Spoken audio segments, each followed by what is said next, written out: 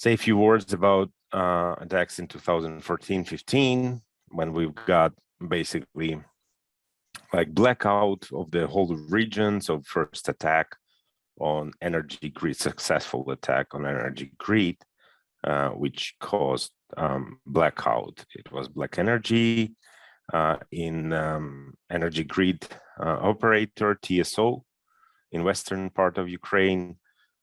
Then there was attack on airport. And of course, but that time, there were funny situations sometimes about those attacks. I mean, for instance, in Prekarpattia Oblenergo, which is this TSO DSO grid operator. So like kill disk was installed through phishing on DNS server, and for instance, this DNS server was shut down, and then attack was not that big. And after that, we had NotPetya, which is about Maersk logistics company. And so what was interesting about NotPetya, that's because it was one of the attack which was aiming at Ukrainian territory only. So they infected update of accounting services popular only in Ukraine. But the problem was that through that accounting software, machines were infected in the whole company. And all the global companies, usually they've got VPN connection to their subsidiaries in many countries, transnational companies. So Maersk's, the problem was they were infected through Ukrainian office, and through VPN, all the DNS servers in the world were infected. So they were frozen for a couple of weeks. They lost like $8 billion on that. And funny story that they recovered just because in one small country in Africa, there was there were no electricity during attack. So the DNS server was shut down, was not on. And so in Denmark, they realized that they've got backup of the DNS server in that country in Africa. So, and then they try to physically move hardware disk, hard disk to the to Denmark to restore. So, and many such stories about the problems and interesting facts about both victimized companies and those groups who were attacking. Alistair, I was thinking about so yeah, now attention these days, attention of many countries, and many countries becoming more transparent and straightforward with attribution of those attacks. I mean, right now, satellite services, so Russia wanted to shut down Ukraine through in many directions, satellite services locally on the ground, and Ukraine was basically prepared for this, having satellite internet. So Elon Musk basically deployed Starlink service in Ukraine just to have something as a backup, and that was really interesting case of huge test bed for Starlink countrywide. And then they were trying to attack Starlink service. So right now, many countries, many governments are just involved in this global cyber war, basically. And I want to show you how did we as a company just were thinking, what can we do for our country? So in 2015, Ukraine joined EU as associated member. which meant that we can participate in Horizon 2020. Maybe people who are in academia, you know that program. So we participated for cybersecurity of energy, EPS, of energy grids, of smart cities. Basically, we were quite successful. I mean, during 4 years, we won 5 projects on cybersecurity. And I want to show you the really nice use cases in Ukraine and our tools and platforms we delivered during those projects. And then I will speak about what are we doing right now, how do we relocate our capacity here, and what are our plans for future, let's say. So first project, Response, which is about net zero. It's quite interesting project, and in terms of Northeast as well, just because, so 2 weeks ago, we organized with Cyber North net zero meetup in software center. So we invited city councils, we invited people who are interested in net zero transformation, just because net zero involves a lot of changes and basically, I mean, digitalization, and we need to have the same level of maturity of cybersecurity services and awareness to be in pace with such digitalization. So Sunderland City Council is very interested bring more cybersecurity, just because again, Sunderland Riverside, all the smart areas, city is developing, and Sunderland, University of Sunderland is also involved in many projects on 5G and many transformational projects, and cybersecurity is vital part of that. So in this project, Response, we've got many use cases in Europe, and iSolution Labs is responsible for cybersecurity and privacy of data lake in smart city. We've got really nice collaboration with Dijon and Turku, which are the core lighthouse cities for this energy transformation. We are trying to bring digital representation of energy trilemma, so to have sustainability, energy equity, and security, and basically take care of all 3 components. So these are the partners of this project. It's a huge project with EDF, AFER, a lot of city councils in Europe. We are technology horizontal partner, Spanish horizontal partners on ICT components. So this is quite an interesting project we've been discussing here locally to replicate the results of such project in Northeast. That's my basic idea. Second project is Electron, where we've got Atos, Thales, Schneider Electrics, and we are working on cybersecurity of energy grids.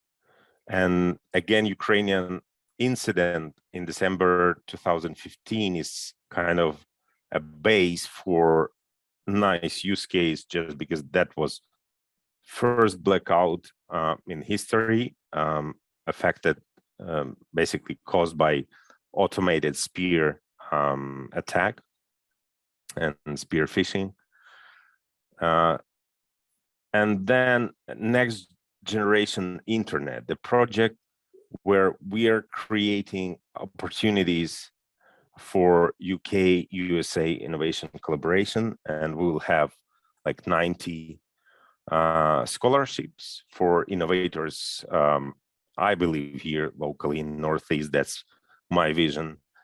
And we won this project just 3 months ago, iSolutions Labs UK. So that's first project we won in being in the UK.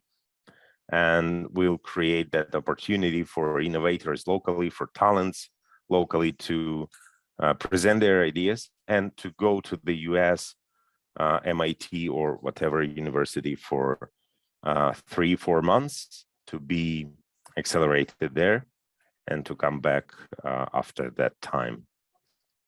So we've got few spin-offs.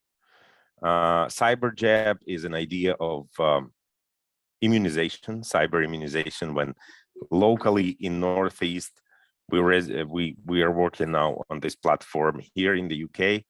This is an idea of local and community-driven cybersecurity platform where we can share anonymously data about ongoing attacks, sort of using victimized entity as a source for being protected, like we do during vaccination for COVID or whatever.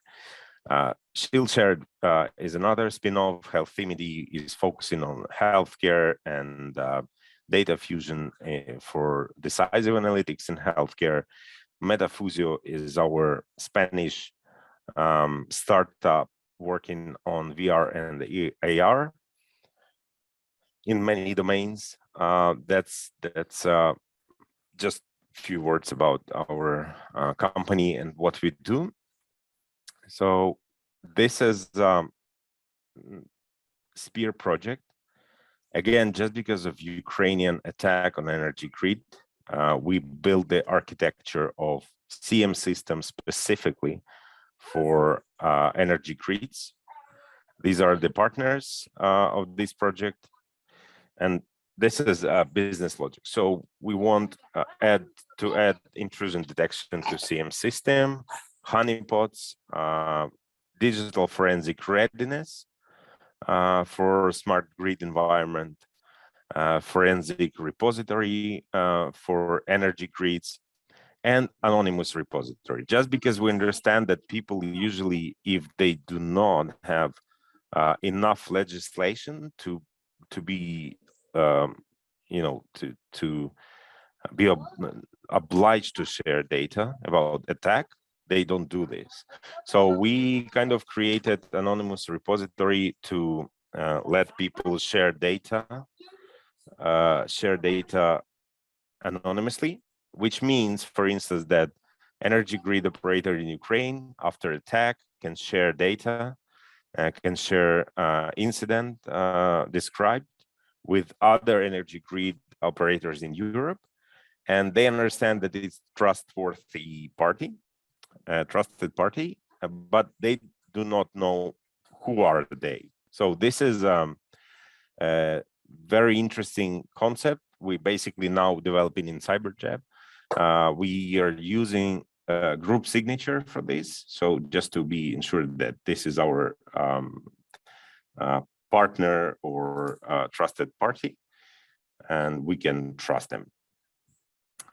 These are our use cases, substations, smart home environments. So we are trying to create honeypots for smart houses.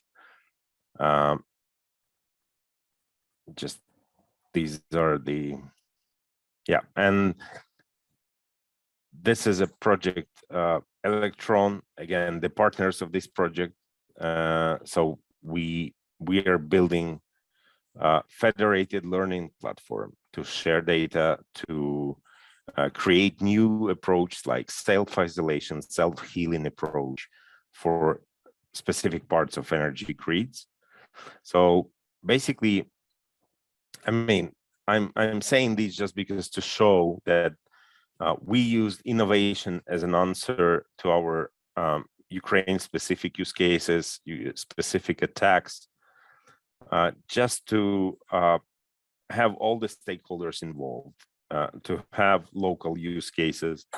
And basically, you know, before 2014, when we've been saying that we are working in cybersecurity domain, people were thinking that is that all about CCTV cameras or something? So they didn't. After 2014, of course, the awareness was huge. So we were participating in drafting legislation in Ukraine on cybersecurity. We tried hard to be a player on innovation actions in European Union. And that brought really nice communication inside of Ukraine well, with all the stakeholders, policymakers, businesses, and academia. That was that's the cases from Ukraine. So this is a Electron project business logic. So we are trying to implement federated learning, again, honeypots and certification authentication. Now we're really believing certification in broad meaning for cybersecurity. And again, use cases, Ukrainian and Greece and Spain and Romania. So it's like intentional islanding using deep learning. So when we trying to adapt energy systems and what to do if attack is going on, so how to respond to that. So this is my idea of what we want to do in Northeast, trying again either through innovative projects with academia or businesses locally. So of course we continue developing honeypots and thinking about end-to-end security platform for city councils. We've got some communication on those initiatives, just because of, again, a lot of citizens' data to be publicly available, just because of open data, and that's in strategy of energy transformation. And our idea that we need to have cybersecurity by design in those initiatives. And I want to tell that, so this is a story of, yeah, and I interviewed last week the security services in Ukraine about the attacks on databases. And unfortunately, all those funny stories, I cannot tell you about the January attacks, but we will publish it as soon as possible, just because the situation is quite hard in Ukraine. So we don't want to shed the light on let's say, sensitive things. And I want to tell you that all of those things I've been saying to you, it was like in present perfect continuous tense of English. And so last Monday, I started my new job, and I'm happy to tell that I'm in the Durham University with Julian Williams. In business school, we are thinking about cybersecurity for policymakers and bridging all the gaps, not all the gaps, but bridging the.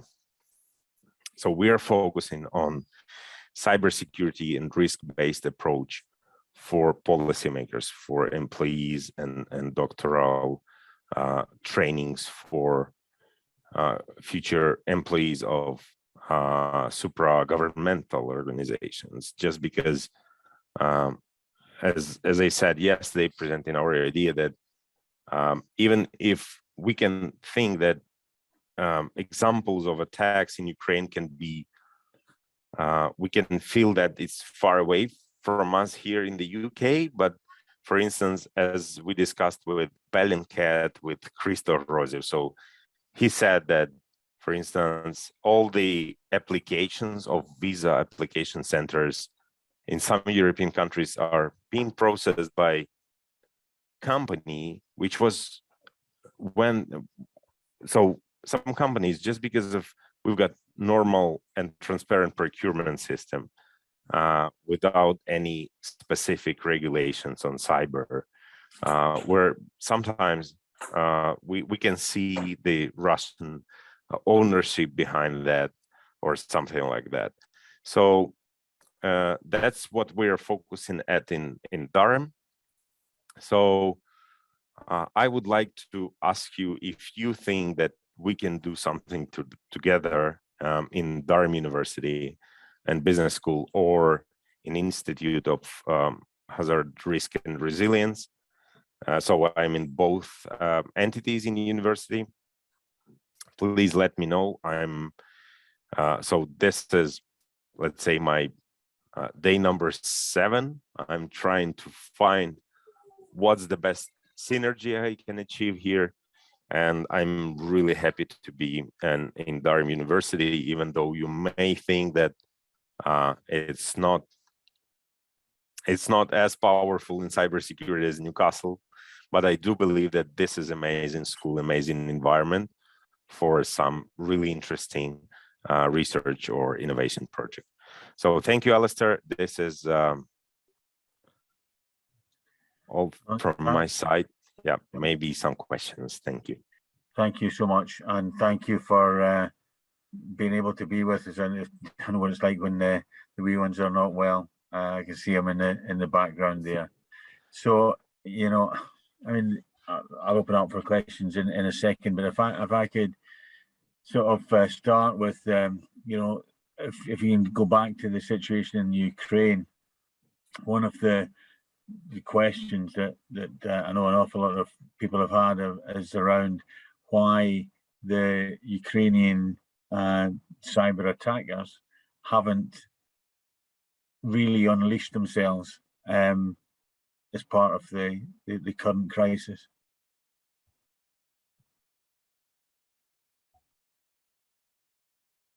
You mean why they don't say that's they are doing? Right. Yeah, I mean, well, obviously, I wouldn't say that they were doing it, but it seems to be that the level of attack that they call them cyber warriors that could come from Ukraine and attack Russia. It certainly would seem that they are not being as proactive as one might have anticipated. Yeah, exactly. So basically, you know, there is even can be the feeling that they showed all the potential. So basically, that's because of so in Ukraine, the preparedness in at the much higher level than 2014. So I mean, DDoS attacks, for instance, they cannot achieve something, and they need to try hard to find the way how to dump all the databases, for instance, or something. So I think that so right now, and in Ukraine, we could see one of the basically the first in history cyber defense operation, crowdsourced, right? So just because at day number 2 of war, so Russia attacked our databases, shut down services like insurance database, for instance, just to not let people have their insurance for the cars to cross the border from Ukraine or something. And so, but when war started, conventional war and invasion, all the IT community of Ukraine just decided to be cyber defenders. And that was a crowdsourced cyber defense. That was really interesting, also aspect of this war. And so right now, of course, and some, I mean, like all the services are under attacks in Ukraine, and Anonymous, basically, even this hacktivism, Anonymous, it was really interesting because some companies, they didn't want to stop business in Russia, and that's like a pressure, you know. Anonymous said like, okay, Nestle is hacked just because they don't want to leave Russian market. Then please, like 15 companies still operating in Russia, please think about that, because if you don't leave the market, you will be next. So this is quite interesting, right? We can feel it differently. Either it's good or bad. I mean, when we have this approach, like, please leave the market. So it's a huge losses for companies, basically, and they need to double check it. Okay. No, thank you. Thanks, Igor. So open the floor to any questions or comments for Igor.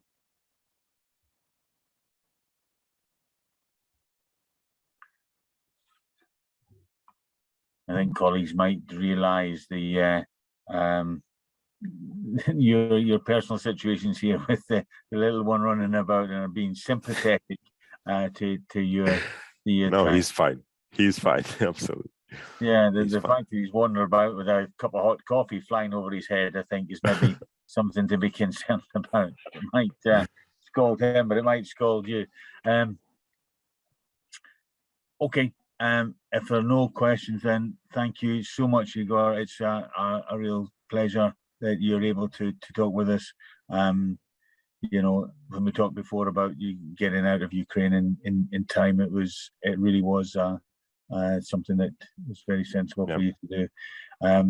As you know, colleagues, the BCS is working very closely with our counterparts in Ukraine to offer what support we can.